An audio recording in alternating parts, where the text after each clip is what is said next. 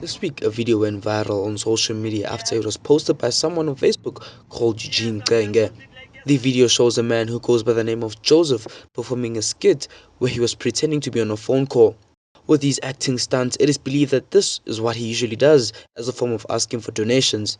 I was busy with my phone, and then I started like recording recording him because he's shouting as you can hear on the clip. He's shouting and shouting and shouting. So,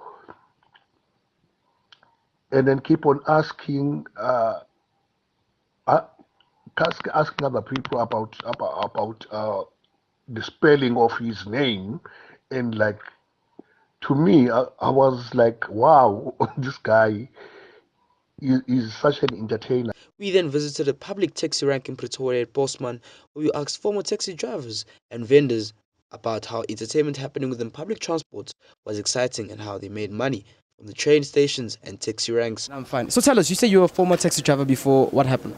Yeah, I was a taxi driver for a long time, more than 10 years. So I saw another opportunities in the taxi industry besides driving, because there's one problem. You drive a taxi for 10 or more years, you accumulate traffic fines under the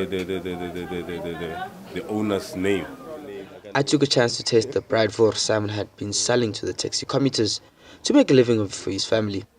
We then asked Simon about what he thought about the other kind of train skit that young people pulled out to impress one another. You go to your house train, you can't find that. Why? Because of maybe Prasa is not doing something all right. That is not supposed to happen.